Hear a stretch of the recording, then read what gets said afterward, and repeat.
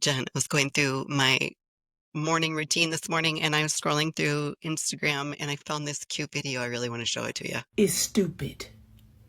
Stupid. Peripause, because I like to keep men out of it. There is no reason why I should be waking up, drowning in sweat, just like I ran a 10K in a sauna. But in the same note, I want to knit a sweater because I'm so cold with my leg hair. I'm waking up in the middle of the night like I'm auditioning. Auditioning for a rotisserie chicken. I'm auditioning to be a rotisserie chicken. Why are there so many symptoms? Answer that. There's no logical reason to have these many symptoms. One minute, I want to start a riot. The next, I want to sell Girl Scout cookies. The next, I want to braid my neighbor's hair. I don't know whether I'm coming or going sometimes. My anxiety is like, what if that toaster explodes and ruins your entire life, your entire existence? I'm like, ma'am, you just want a bagel. Just a bagel. And depression. It's not sadness. It's like being stuck in airplane mode with no Wi-Fi and no snacks at all.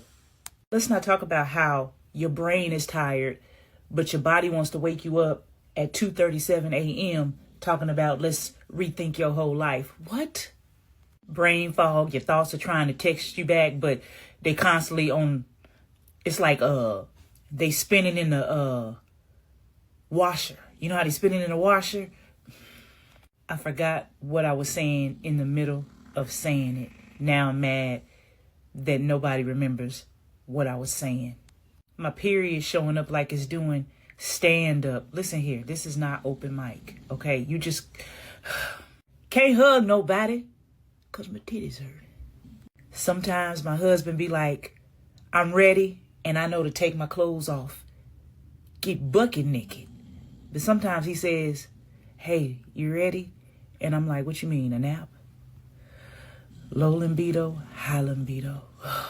In dryness, it's like your girl down there decided to retire and didn't put you on notice. You look at a carb and your parents file for divorce. Knees out here sounding like snap, crackle, pop. Your edges said you're on your own. They left the group chat a long time ago. Pimples in your 40s. Why? Why?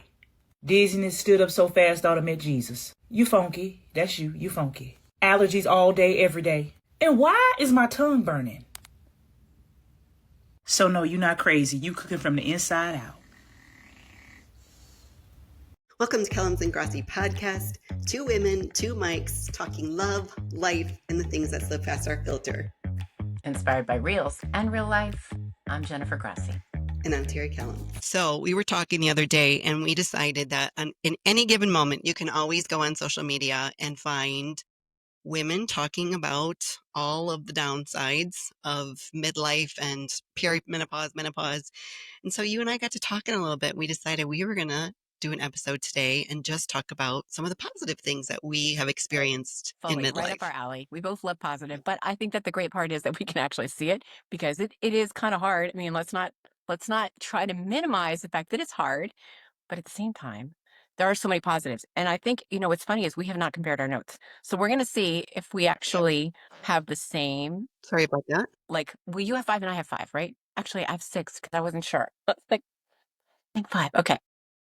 But I love this idea because I don't think that we look at it enough. I think most of the time as humans, we tend to go to the negative, and I really believe in positives all the time. I think that no matter what the situation is, there's always a positive spin, period, somewhere in it. Yeah. Well, I think the reason that we're so drawn to some of the, the negatives in a sense, if we're going to call them negatives, is that they're Really relatable and they make us feel seen and heard and like someone else is Yeah. going through it, which is Yeah. fine. I love that part too. But it'll be interesting to see as we both come up with our Yes, 5. I'm excited. Yeah. Okay. And And the funny thing is I did come up with 6 and I eliminated 1 because I was like, "Nope, we said we were coming up with 5, so I'm gonna There's eliminate always a, 1." maybe I'll eliminate one as we go because I just don't know. I'm like, are we going to duplicate? What if we duplicate?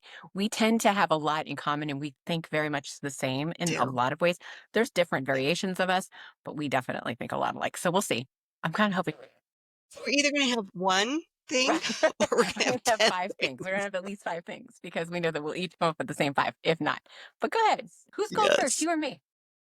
You go Okay. first. Why Okay. don't you Okay. go first? So I was just contemplating it all, and I was thinking about the fact that when we get to this age, we actually have this is what I didn't have when I was in my 20s. Life experiences that actually would help somebody when you're speaking to them about an issue or something relatable. So just for an example, and this is a sad part, but many years ago when Stephen and I were first married, we lost a baby, a pregnancy. And as Mm. sad as that was, and it was hard. It was so hard. But when that happened, it, I didn't see forward, going fast forward, the number of years that later on in life somebody would go through that. And not only would my empathy show up, but some of that like wisdom that you experience anytime you go through something that is hard or easy or whatever, you just have a life experience. So now we have like at this point, we're midlife. We have a lot behind us that we can draw from and have a conversation with somebody else and either give them that kind of empathy and love or give them some wisdom, you know? Sometimes humor. Yeah. So funny because I obviously did come up with something very, very similar. You did? Okay, good. And I did. I told you this morning, I wrote my notes old school this morning. I don't usually do that for some Right. reason. So I can hear my But pages so turning. for the people who are watching Um, us or listening to us, let me just say that Terry and I, this is where we're very opposite. I love writing down a list. I love paper. I'll even create a list and print it out and write on it because I love it so much. Most of the time, Terry's on her cell phone or she's got it all digitalized and I'm not. But today, for some reason, we flipped the switch. I went digital, you went paper. I love it. So what I wrote down was an understanding and wisdom, and with that, the importance of gratitude. And I couldn't separate the two because they made sense to me. I put down in my notes, when all the accumulation of life decisions leads you to a place of wisdom, a deeper perspective on things, and a shift from what's missing to look at all I have. And I wrote down that gratitude fuels contentment, which I feel like that. I feel that to my very core Yeah.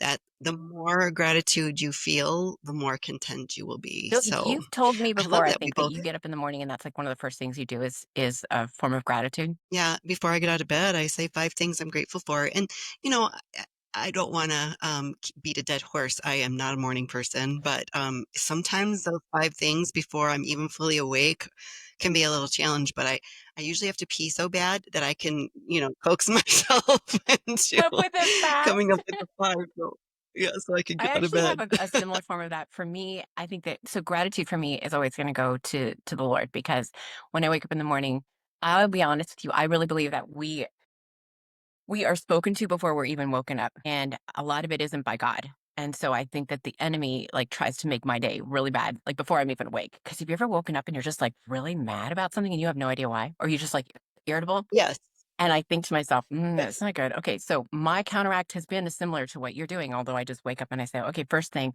I'll be honest, if there's no clouds outside, I'm so happy. Like, okay, God, thank you so much for blue sky, sunshine. Move from that point and then just keep going. Like, I'm grateful that I have a bed to sleep in. I'm grateful that I have water that's going to come out of that shower head that's hot already. There, like, I have food in the house. Seriously, those are little, so I'm with you. I'm with you. It changes your day. They don't have to be. Yeah, they don't have to be big things. And I've used that technique with some of my coaching clients is just focus on your senses. If you cannot think of anything else, which I think most people can, it's a little bit rough getting going on that as a practice, but once you get going on it, like you will catch yourself throughout the Yeah. day finding more things that you're grateful Totally. for just because it's become such a practice Totally. for I you. agree with So, that. yeah, if you're starting out with that, just use your 5 senses to feel your gratitude and then you can get out of bed and go potty. Okay. So here comes number 2. Are you ready? This will be no Yeah, surprise I'm to you ready. whatsoever. But number 2, I had written that marriage, that this was the thing for me, that marriage could be really different in your midlife compared to when I was younger, when Stephen was younger. And all the years of hard work, what surprises me the most is that in all the years of hard work, oh my gosh, you actually get to see it. Like you get to see like the hard work is paying off. You have done some good stuff. That doesn't mean that the challenges are over. Stephen will be the first one to say, like, Mhm. oh yeah, no, we still have challenges. But like in intimacy, in disagreements, in your moods, in your connectivity. Like it's a totally different experience midlife, completely different. And I think that there are two schools of thought on that. I'm sure that there are probably people who would say, yeah, in my midlife, it's way worse than when I was first married. And then there's some who would say, like I'm saying, no, it's way better. And because I have a lot of respect for people and where they're at, I'm not saying that that means that we have something unique or anything like that. I'm saying it like it's just that I've noticed for me in midlife and I know there are other people too who would say the same thing. Like, yeah, it's a way better now. I like my marriage so much more now than I did and I thought I did at 20 something. I was super in love with him, but I didn't see how rich and how deep that can go when you put in the time over and over and over again. Both of you have to be doing it. But, you know, You know what's interesting about that is that you said you met when you guys were in your no, no, no. 20s? Oh, no. I wish I had met my mom. I'd be so happy to say how many years I've been married now. But no, we met when this was our second marriage. So 32 and 41 is how old we were. Okay. So think about the person that you were when you were 32 and he was 41. So you loved that version of Steven, but now I'm sure if you like thought about it, like he's a different person, and not, I don't mean totally. I just mean like there are things about him that have changed. He's grown Yes, as a person, you've grown as a 1000%. person. And it's interesting because if you are in a place like you are, Jennifer, where you feel like your love is even deeper and stronger in midlife than it was 20 whatever years ago. How many years ago did you say? We're going to be on 20 25? years of marriage, 22 years. 20. Oh, 22 that's years exciting. dating. Um, yeah, think about that. Like you've probably actually fallen in love with a different version of Steven several times over your So relationship. true. That is actually a great point to make because I've heard somebody say something similar to that. And I do believe in that. There is not enough acknowledgement of the fact that people tend to get married with an ideal in their brain of what that person's going to be like, what you're going to end up being like. And then when you look back, you can see like how you've evolved, each one of you, and what you put into the marriage and how it's made different people show up as who you are. Like you Yeah. said, not Yeah. entirely, but yeah, in a big way, for sure. Yeah. Look at you Yep. gave me a thumbs up on your screen. That was actually my number six that I ended up Stop eliminating it. because you and I talk about marriage so much that I thought, oh, let's talk about some other stuff. But I'm glad you brought it up because it is a very valid one. That in midlife. And me and Ryan met even later than you and Steve. And I think I was 42 and we were both not on our first marriage. And I do think that there is something different about your marriage when you reach midlife. And I will add that you no longer have children at home, which you still do, but we Right. don't. And so I did notice a shift in our relationship after the kids moved out. And I think for some couples that, had their children together and raised them up and then they moved out after college or whatever, I think sometimes that marriage can look like, oh my God, who are Right. you? Like, I've been married to you all Yeah. these years and we've focused on the kids so much. And now here we are all by ourselves and like we have nothing to talk about. And we really haven't like grown together as a couple because we've been so focused on raising our family. So I think, the difference for someone like me who we didn't have our children together, although, we did have them at home while early in our relationship. But then when they were gone, like it did give us a deeper level of yeah, like exploration maybe of like, okay, who are we now that we Yeah. don't cater to what the kids Yeah. want? Like, yeah. So it's fun. It's different and fun. And like you said, it's not challenge free, but still very, very rich in Right. experience. So, all right. So my second one would be, I like this one, a stronger sense of identity and what truly matters. So, like it's so common for people to say, I have zero F's to give. That's not really what I mean by it, but I suppose it's probably wrapped up in there somewhere. You have the confidence, like to say no and have that be a complete Yeah. sentence. There's a lot more of that. You have a deeper understanding of like who you are as a person, what your values are, and where you're willing to compromise and where you're Right, not willing right. to I would say compromise. that's a great phrase right there. You no longer like chase approval from people. I thought of a really good example of this when I was in the shower this morning. It's almost as if like I remember a friend of mine saying this to me about 10 years ago. He was on social media and I'm not going to say a lot of specifics because I don't want anybody to know who this is, but he had a very specific thing that he would post on almost every post that he did. And I enjoyed them. I don't think I ever really commented that much, but I probably liked it because I'm a liker. If I see you on there, I'm a liker. I'm going to like it. We all appreciate your So, effort. Thank I you. probably yeah, yeah, yeah, yeah. So he stopped posting and it stopped showing up in my feed. And so then I had to purposely go out and look for him and his account wasn't there. And so I texted him and I said, "Hey, I just wanted to check in with you. I haven't seen your post lately." And then I went to find your account and I seen that it's not there anymore.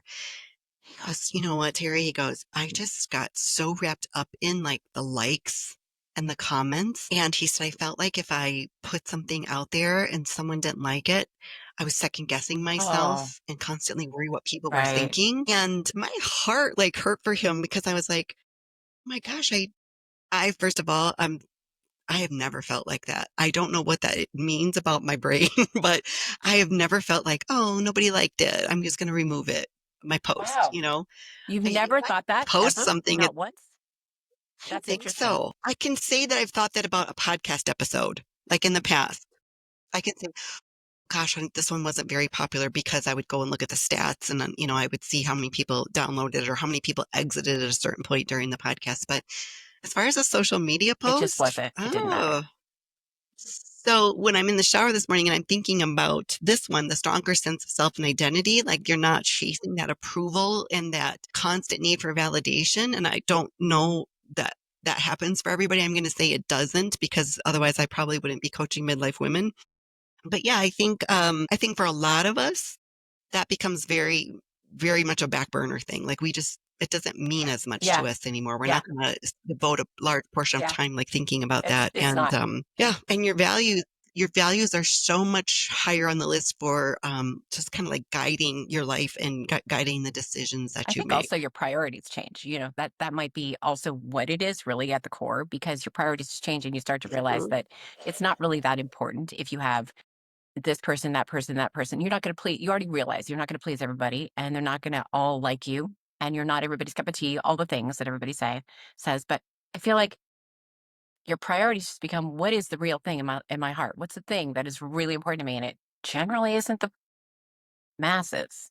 It's more like Right. who's right in front of me and who am I going to be lasting with Yeah. here and what are my The friendships? Yeah. core. And then the people Yeah. around us that matter are the ones who we look at their response and we go, is that okay? And or do you like that? And even some of that, you're like, okay, well, if you don't like it, whatever. I don't need you to like it. Okay. I like it, girl. Okay. What's your I next like one? it. I like what you just said. That's my funny. Thanks. Okay. So my third one is okay, this is bonkers for me. Let me just tell you. I grew up as a girl who, when they had physical education class, I was not that girl. I was the one who found a reason to go sit on the bleachers if possible. Didn't care about working out, didn't care about any of it. But over the course of time, I think Steven had a lot of influence on that because he loves to work out. But for me, working out has always been like it was until I was about 32. And suddenly working out was like, I had gone through a divorce and I had lost a ton of weight. And I was like, well, okay, if I've done this, why not see if I could do something else? And so I began like a workout journey, but it wasn't major. It was just good, solid working out, going to the gym, getting on the treadmill. I don't think I lifted a weight for years. But as I get into midlife, something clicked in like the nicest way ever. And now I love working out. Okay. So my latest thing right now is spin class. I am late to this game, but I am so happy I found this game because spin, like cycling, stationary cycling, for anybody who doesn't know what this is, and don't be embarrassed because I sure didn't for a long time. But I remember friends who would go to spin class when I was in my early 30s and they'd come back and they'd be like all sweaty and like, oh my gosh, that was such a hard workout. And I'd be like, I have no idea what you're talking about. It's just a bike. Why are you on it? You're not going anywhere. What's the problem? For me, recently, I have, in the last year, we've had a stationary bike in our garage. We have a whole full-on workout thing going on out in the garage, weights, all kinds of things, because we have a son who's into fitness as much as Steven. In fact, he's going for bodybuilding.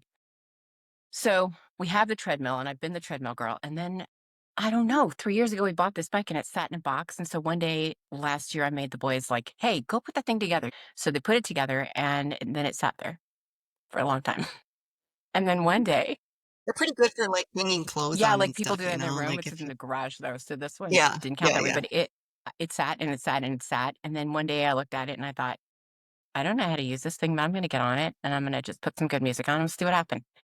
And I got off the machine afterward and I was like, dang, I like this. Now, this is just not me as a younger version of me. So to see this in my life, I was like, wow, I really like it. More recently, I don't even ask me why this did not dawn on me. You know you're good at YouTube. I am not your YouTube girl. But I looked up spin classes. I wanted to find out if I could find like somebody who did a lot of different, and I found this girl who I fell like madly in love with.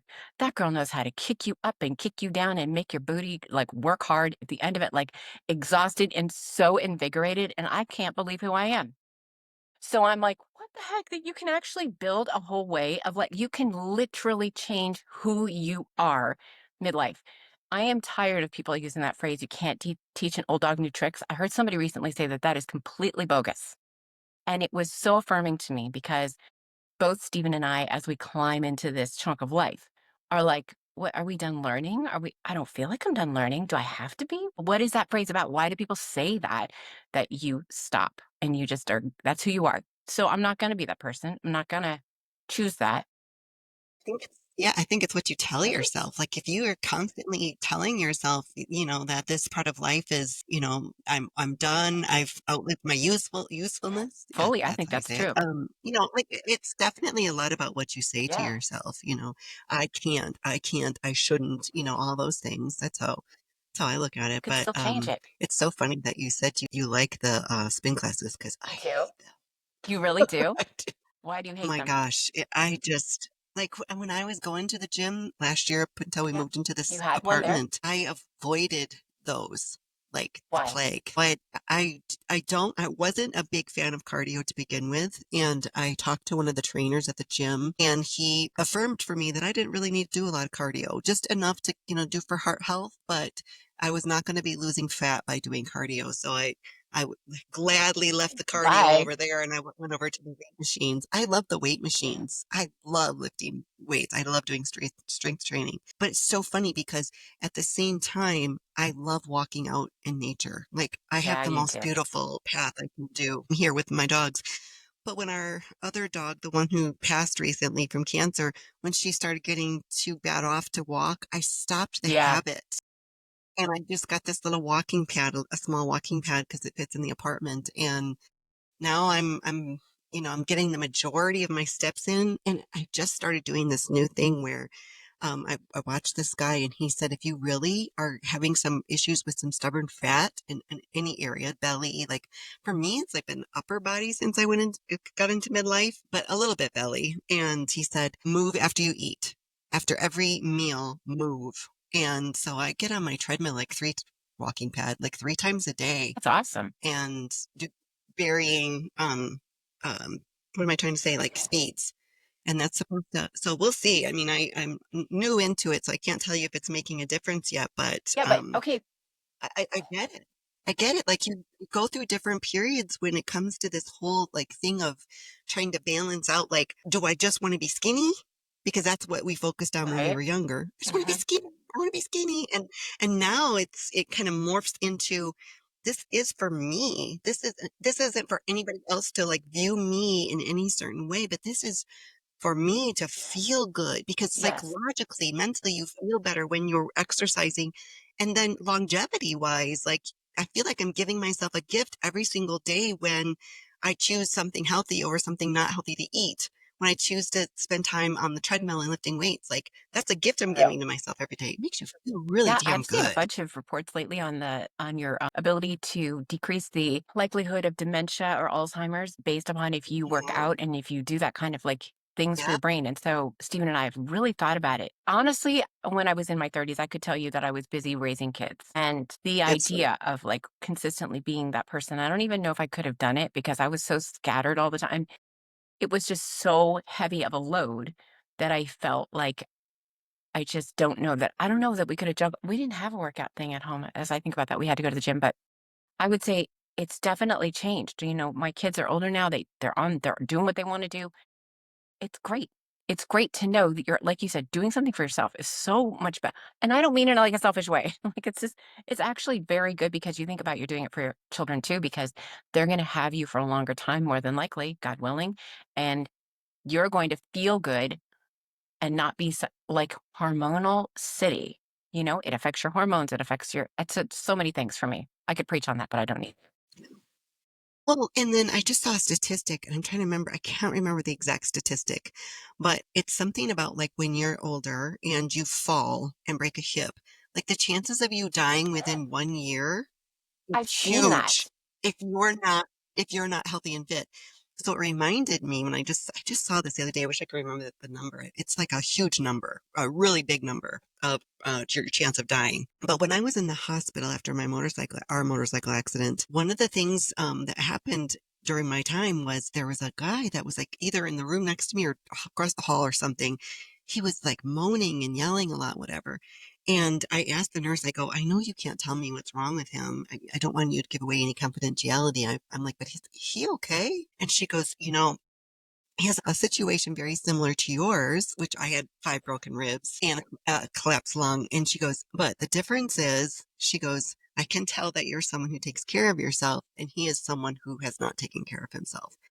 And so she goes, if you ever need any motivation in the future going forward to continue to take good care of yourself, she goes, this is your moment.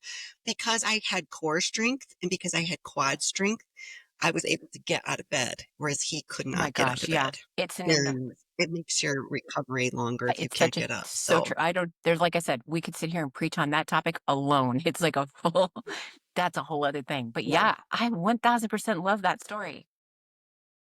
That's yeah. amazing. Yep, it is the truth. And you don't want to be, at least I don't want to be a burden to my husband or my children. So I'm going to give it the good Yep, fight until I can't give it the good fight exactly. anymore.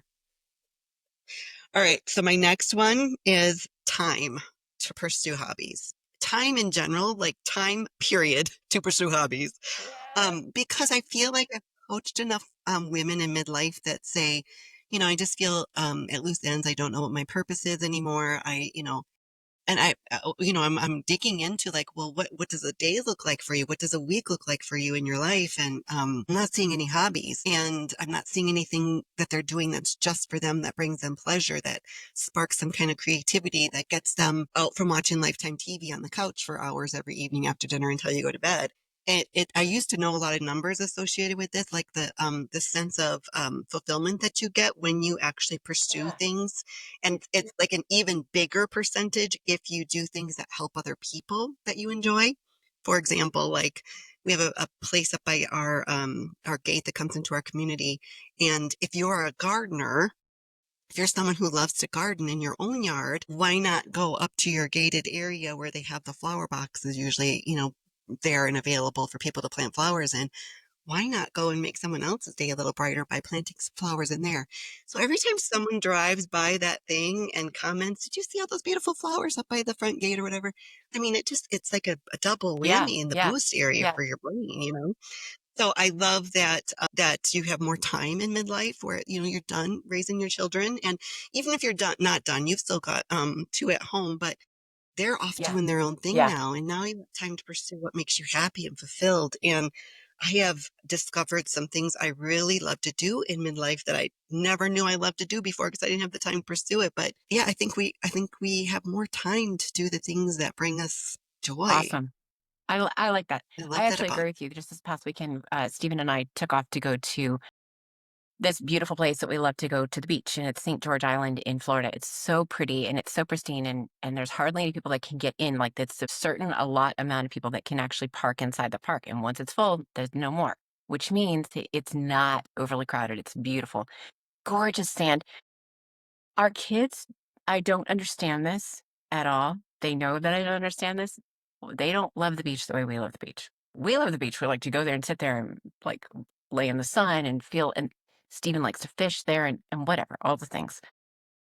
But when we were like 10 years back, we still had to think about the kids all the time. You know, well, who's going to be here for the kids? If they're on their own, they've got their cars, they know what to do. If they need us, they know how to reach us. But it's that feeling of just taking time for things that you love to do and exploring and not being, I mean, okay, not to beat a dead horse here, but I knew somebody who, when he grew older, he retired. I think we might have talked about this in a podcast at one point here, but he retired at probably the age of like 70 ish.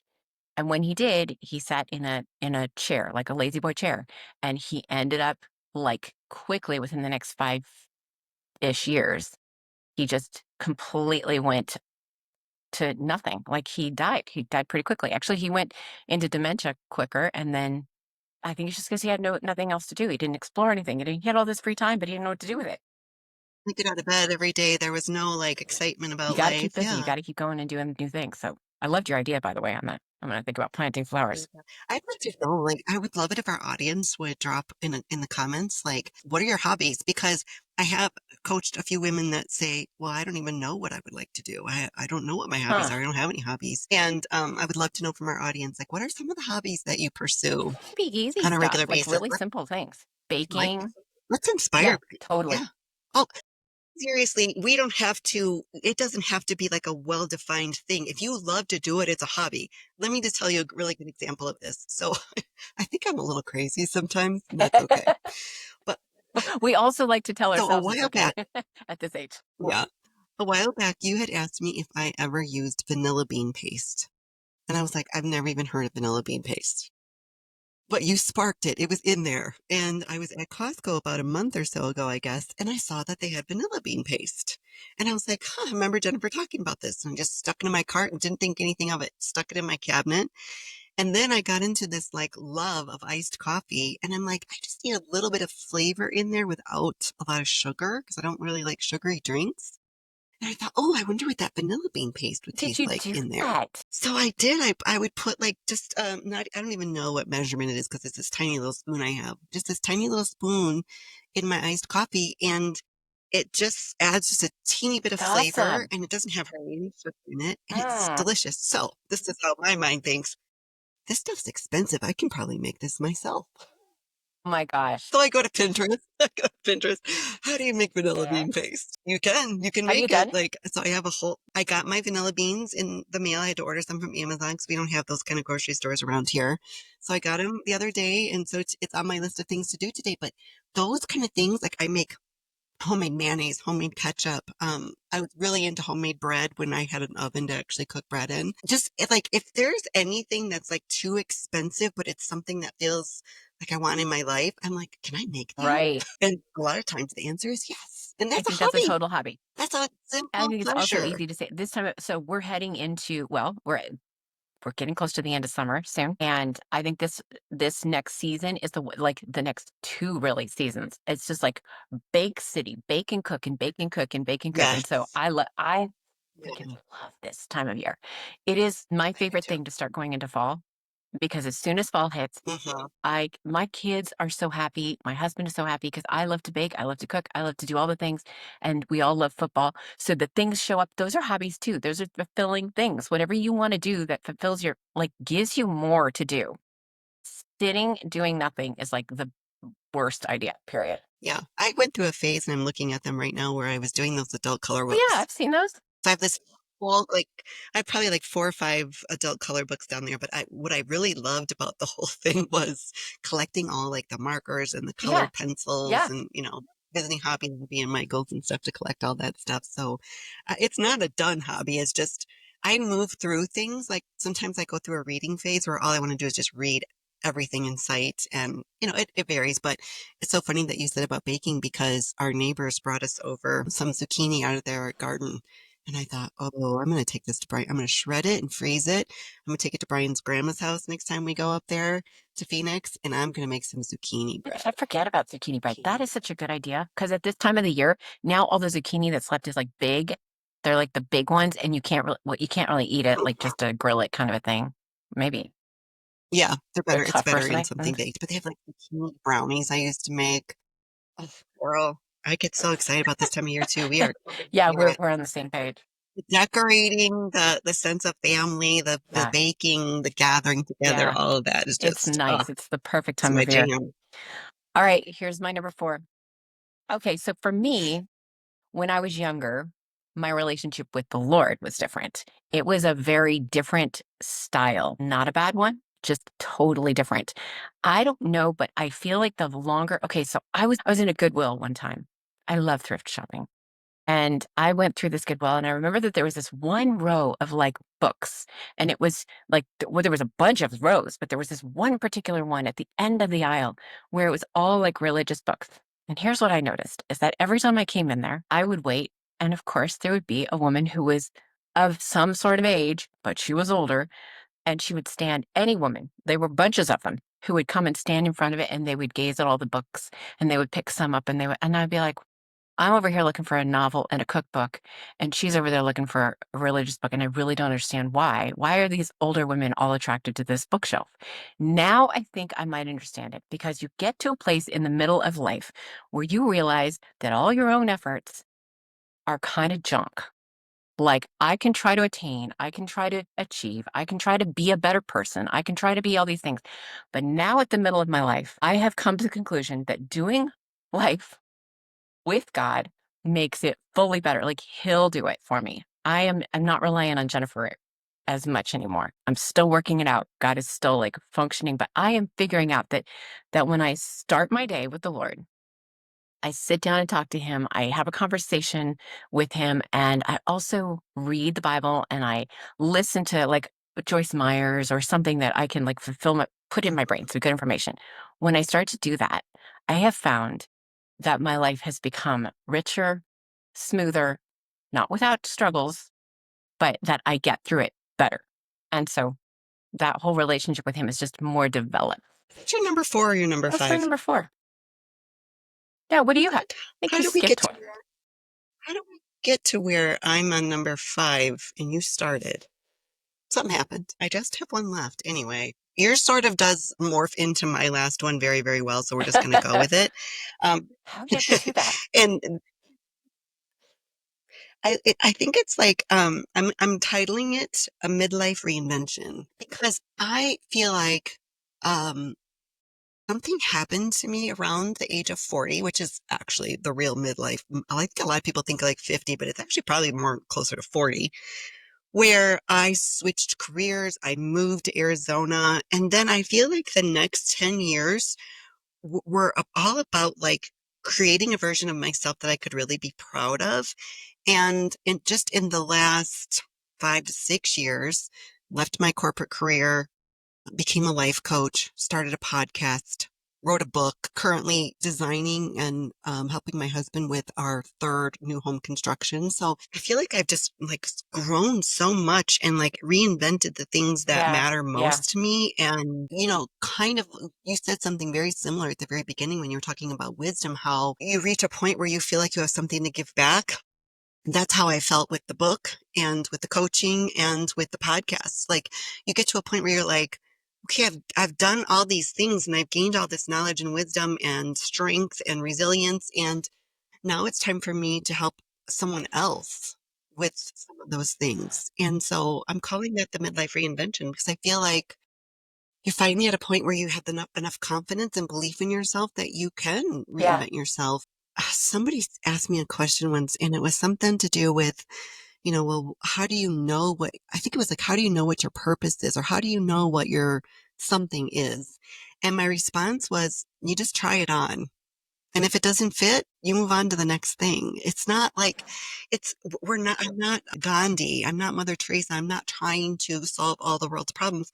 I'm just like taking some steps, like little steps. And I don't want people to get caught up in thinking they have to do some major overhaul of their life, but just doing the small steps sometimes adds up to a nice, big Honestly, reward. I So heard that, somebody recently say, and I think it was Joyce Myers who said, I'm pretty sure it was her, who said that the same thing, only in the words that, how do you know if you're doing what God wants you to do, like what he has in mind for you?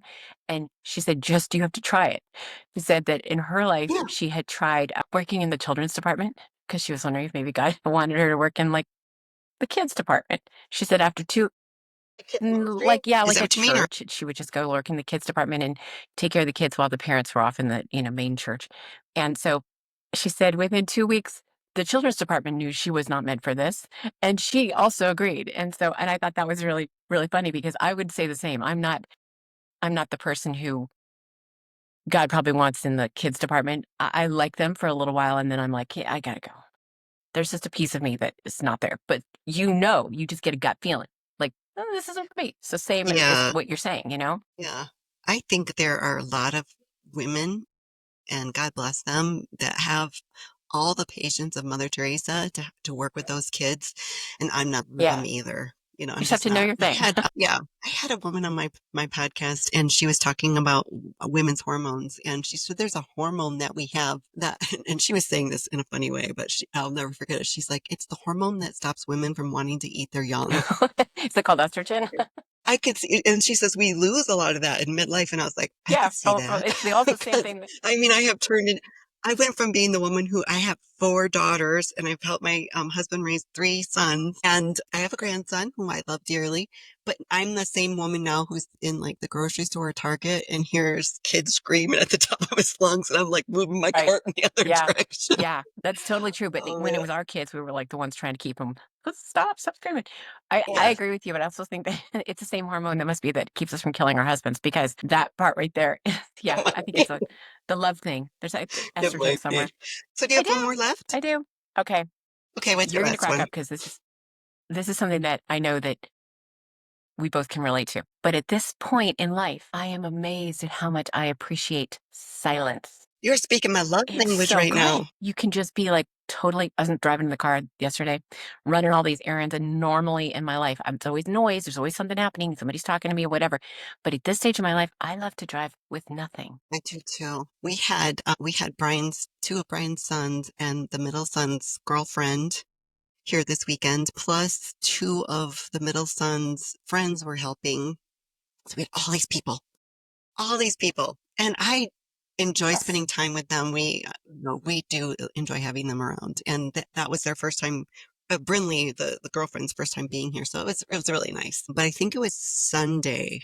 Brian comes in, and he had been working outside, and he comes in and he sees my face, and I must have had some look, and he goes, "What's wrong?" And I go, "I'm done peopling. Right. Like I'm so Right. done peopling. There's a Like I place. just I just need to like retreat and be quiet and not talk anymore." And so, yes, the gift of, or yeah, I'll call it a gift of silence. Also, I feel like, are you an So extrovert nice. introvert? Is that how? Yeah, extrovert introvert. I would have said I was an extrovert for the majority of my life, and now I think I'm more like they call it an Is omnivert that what both or of them with both of them in amnivert. the same? Yeah. Yeah, when you can be a little Yeah. bit of both. Like I definitely love to be around people, and I get a charge while being around other people, but then I need to go off and be by myself and recharge my batteries a little bit. Billion times. I think that's exactly it for me. And we actually have a couple of maybe all three of the boys are similar in this area. Steven is not. He could be an extrovert all day, every day, all day, and be happy as a camper. Is Brian the Really? same way? Because I feel like he might be. No, he likes, Mm-mm. He's really not. He starts off the day strong, and the longer the day goes on, like the less he has to say. He's done about 3 or 4 o'clock in the long time though, afternoon. because I mean, look, I love to go Yes. to gathering. Like Steven and I will go to a social event, and I will be the first person to talk to anybody. Just happy to be friends with people. But then I need to go home and I need to get my pajamas on and crawl under the covers and Netflix my mind for a while and then be I can come back out.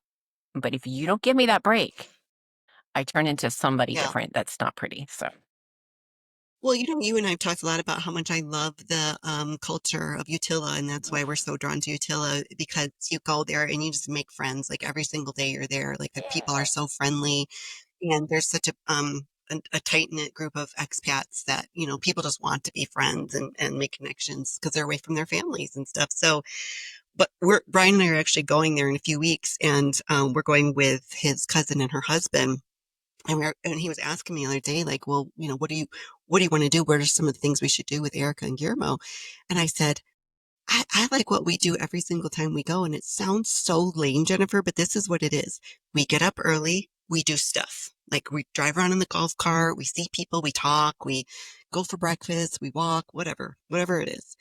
But then, like, when it gets to like the hottest part of the day after lunch, I just want to go back to the room and just chill out for a Yeah. little bit. Sit and read a book, take a nap, whatever that looks like. I just want to have some quiet time in the cool air conditioning. And then I'm all recharged and we're back out in the evening to go Yeah. do all the Yeah. stuff again, do all the Yeah. things. That's a perfect day for me. Like literally I'm back to being 5. I want to take a nap like I love every that. I love it. Full day. siesta mode. Yeah. Yes. Yeah. Yes. Well, this was a very fun thing to talk about today. It is. I'm surprised ours went really well together without overlapping too much. I'm actually a little Yeah, me too. surprised Normally we come up with the same because idea. we think so Yeah. much alike. I was anticipating that we would have like a list of 5 that were That's exactly the funny. same. We do have some things we think differently. We remind ourselves Yeah, of that. we do. Like cycling. Like cycling. Which way? Like cycling, right? So spin Like class? No spin class cycling. for you. It's okay. I'll do weights. No I spin do class. weights now, but I can't say that I love the weight machine. I mean, I like them, but I don't love them. No, I love spin class. I love it. I'm happy that you love it. I just That might be my don't. next career. I'm just gonna go get spin class instructor license or Well, certification. there you Show up go. at a spin class near you. There you go. No, no. Well, to our audience, I say thank you for joining us today. We know you have many choices when it comes to your entertainment and your free time and what you do to pursue what makes you happy. So thank you for spending time with us today. Remember why you're here to subscribe to our channel, like and follow us on YouTube, Instagram, The all the place. places. All the places. See you next time. The content of Kellums Grossi podcast is intended for entertainment and general information purposes only. We are not lawyers, therapists, or other licensed professionals, and nothing on this podcast should be taken as professional, medical, legal, or financial advice. Always consult a qualified professional before making decisions or taking actions based on what you've heard here today. Your use of our content is at your own risk.